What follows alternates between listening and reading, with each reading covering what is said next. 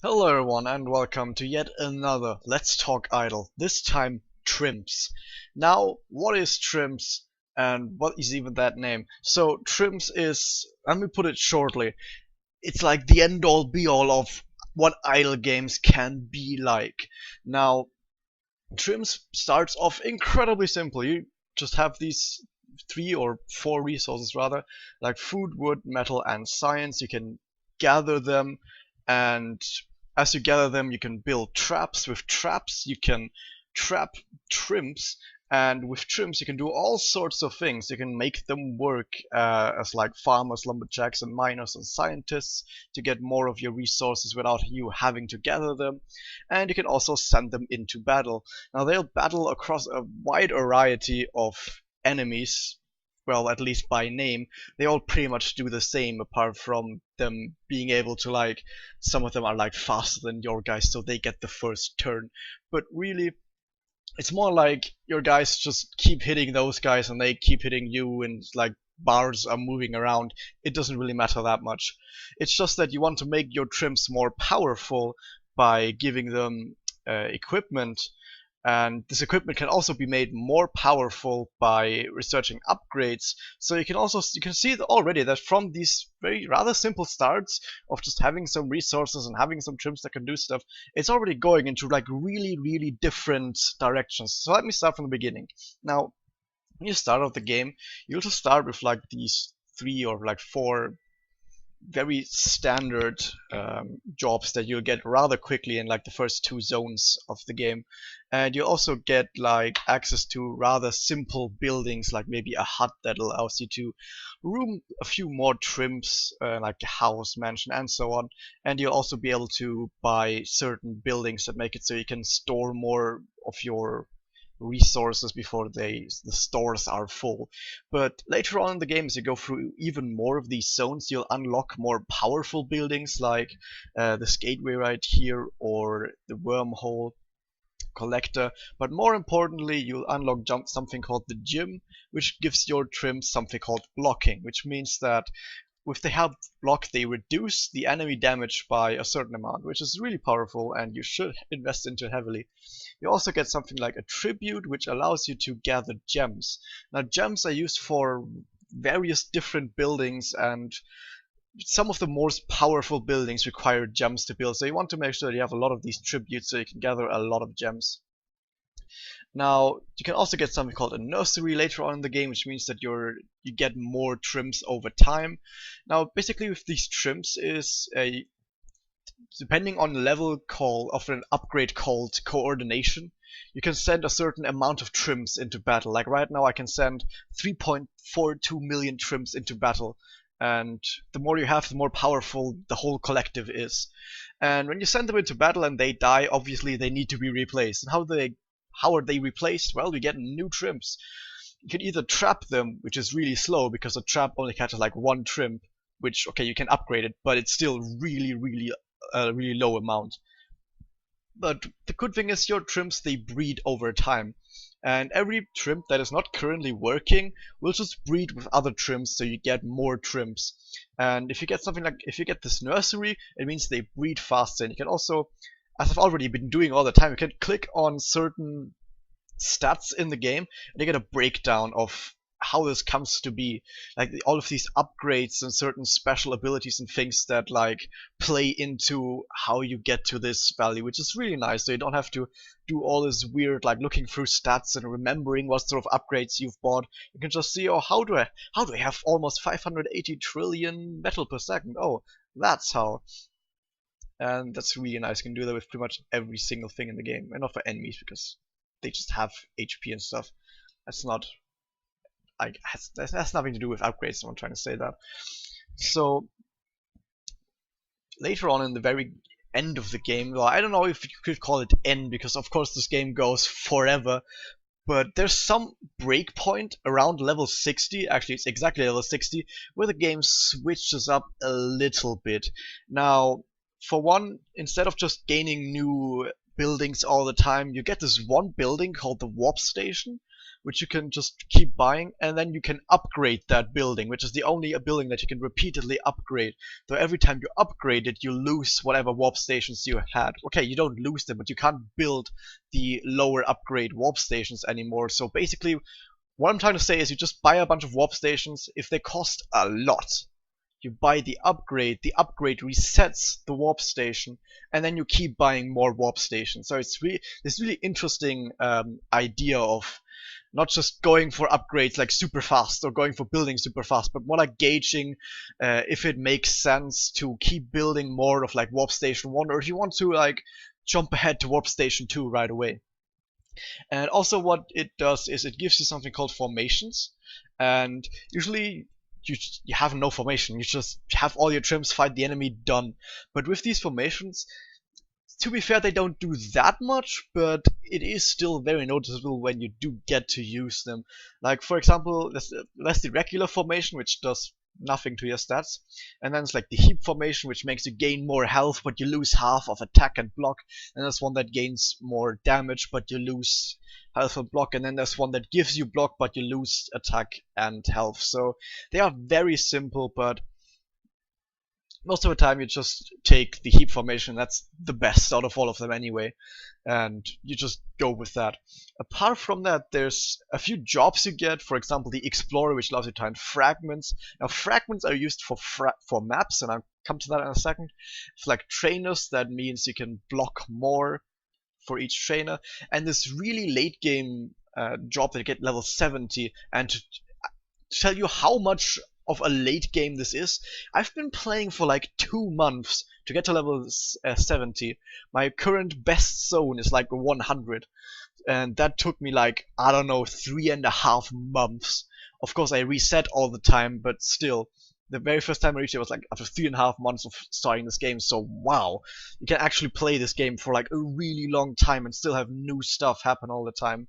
And this is probably one of the best parts of the game. I can tell you already that no matter how long you're playing this game, you'll always find new things, and also new things will be implemented all the time. So it really never gets old, which is one of the really big driving points behind this game. Now, there's also upgrades, of course, that you unlock, but there's really a lot of them. The most important ones really are coordination, which just means you can send more trimps into battle, and you can upgrade your equipment. And the thing is, every time you upgrade your equipment, you can't buy the old equipment anymore. So, but really, it doesn't really matter that much after you upgrade like 3 or 4 times, because then just buying more of the same equipment doesn't really it doesn't really have a lot of value to it. You really just want to be upgrading as much as possible, but that's okay.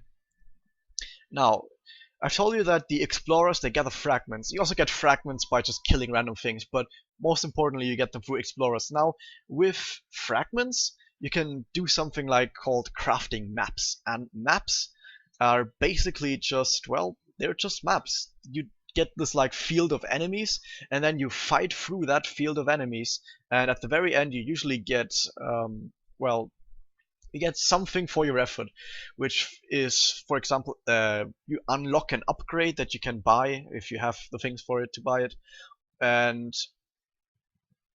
also you will find certain special maps, and if you manage to beat these special maps you get really special things, like for example this I think it was the block that granted me the ability to use my shield for block, because the shield actually just gives you health. But if you use the upgrade from the block, it gives you block instead, which is a lot better than health. Or the wall just made me gather every resource at twice the speed, and all of those kinds of things. So the special maps, pretty much whenever you make a new playthrough, you also make sure that you also play through every single map again. And also you can also use maps to create, like, search for specific, well, resources. For example, on the mountain, you can gather metal, and basically whenever you beat an enemy, they'll on these specific nodes, they'll just drop a bunch of metal, as you can see right here from your loot tab. Like, look at all those bars of metal I'm getting. Isn't that great? Now, Also, there's another thing about this game that allows you to, well, like every idle game has nowadays, a way to put real money in, but this is also one of those idle games where you don't have to put money in. Now, basically, around every 45 minutes or something, I don't know how long, if you're playing on the actual overworld, like not on a map, but on the actual world, you get a random skeleton spawn, and if you kill a skeleton, you'll get a bone. And if you've got a bunch of bones, you can trade them for various things. For example, you can boost yourself ahead for a few hours, or you can buy an instant portal, which is a reset. So you can buy a reset, you can buy specific things that only last for your next reset. Or the best things is the exotic imports, where basically you can unlock new types of enemies that will then spawn forever. Also, after resets, they will still keep spawning all the time at a like 3% chance. And these special imp unlocks to do some really weird, do some really cool things. Sometimes even weird things. For example, in maps, you can now I unlock the Just Imp, which if I kill it gives me 45 seconds of production for one random resource and all of these things. And if you're just starting this game, I would heavily suggest using stuff that gives you more trims as well as gather imp, like more trims as well as gather speed. Yeah, that's the one. So taunt imp and whip in, for example, and those are really good. But you can really do whatever you want to. Now, it's just like here, you can buy them with creds. Well, I'm playing on Congregate, and on Congregate, creds is the real money, like, currency. So yeah, it's real money. Now, coming to resets. Uh, After level 20 and after beating us, you get access to a special map, and if you beat that special map, you unlock the portal. And the portal is pretty much the way of resetting the game. Now, if you reset the game, you can use something called helium. Now, how do you get helium? After zone 20, whenever you beat the final boss of any zone, you get just a fixed amount of helium. Like right now, for example, I have 11.4k helium. And that helium I can use for my portal, and basically you can spend this helium to give yourself some new like perks, as they're called, and you can like test around and see how many what kind of perks you can buy. Maybe I want some like motivation, which gives me more gathering speed, or maybe I want my I want to be able to store more resources before I have to buy the next storage increase, or maybe I want more health and stuff like that. And you have all of these really interesting perks that you can put your points into. And when you're done putting your points into them, you can activate the portal, which basically means resetting the game. Now, there's also some really cool thing about this is if you start playing this game, you'll notice that you have a lot less perks than I have right now. Not just the levels, but just types of perks. The thing is, you'll unlock something called challenges the longer you play the game. And a challenge basically means that when you reset the game, you won't just be playing the regular game. It will have some sort of restriction to it. For example, right now I have already beaten this one, the discipline challenge. What this thing does is it tells you right here, like my minimum damage will be drastically lower, but my high damage will be considerably higher. Like for example, all your Trimps, of course, do damage from like somewhere between 2.3 and 2.7 sextillion damage. But if you activate the challenge, then this lower end will be a lot lower, but the higher end will be a lot higher. Now that's not really a bad thing, but that's like the only challenge that is not really bad. A lot of these are incredibly bad for you, actually like trying to get through the game. Like for example, this challenge right here means that you have to always gather metal yourself, and as the game progresses, you don't really gather that much yourself anymore. So if you don't have access to the miner job, it means that later in the game you will have pretty much no metal to use whatsoever, because you're so slow at getting that stuff. But if you make it to a certain zone, you'll then be able to complete the challenge, and when you complete a challenge, most of the time you'll get access to a brand new perk that you can then upgrade and put points into and make you a lot more powerful than before. And for example, right now I'm trying to beat this challenge after the next portal, but it's a really tough challenge, so I haven't actually been able to beat it yet. So I'm gonna like gather a few points in resilience and then go do that challenge. So it does have a lot of depth into it, like when it comes to actually trying to min-max all of your perk points and then trying beating these specific challenges to unlock better things to play the game with. And that's also a really nice thing about your resets. Like, no two resets are the same, pretty much, if you're doing a challenge. And also, with the exotic imports, it means that also the specific bonuses you get from these imps also like change the more imps you get. So really, as I said, yeah, I've been playing this game for like 4 months all the time, and I haven't even unlocked all the exotic imports. I'm still only at like level 100. Currently, there's like the highest end game challenge currently unlocks at level 115, which probably is gonna take like 2 more months to get there. But the thing is, it's still really fun to just mess around with all your things. Like, for example, this geneticist job is like really incredible because it makes it so your Trimps breed a lot slower, but you get a lot more health. So you try and balance that with nurseries, which increase your breeding speed. But then there's a perk that means that the less breed speed you have, that means it makes your damage more powerful.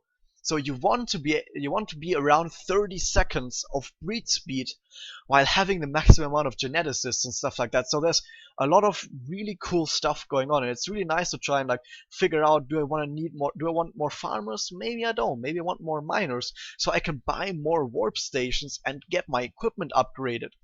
So I guess I'm already at the verdict. Like, this is really a rather interesting game that gets you like really hooked to it right from the start, and has a shit ton of content to it. And also, this game is like updated all the time. There's like so many updates all the time. It just keeps going. All of these updates. Look at that. It's like one update every 5 days, and that was like only like 3 weeks before like a major patch hit. So you probably don't even get to see like the highest endgame before a new patch hits and makes it more endgame, even if you try and sink a lot of time into it, which is really cool. Like, I know that some people won't like that they'll always be behind the absolute highest content, but I think it's also really nice to always know that there's always more content, and it's not just in higher numbers, but like, for example, this new challenge that I got right here, which is like really hard.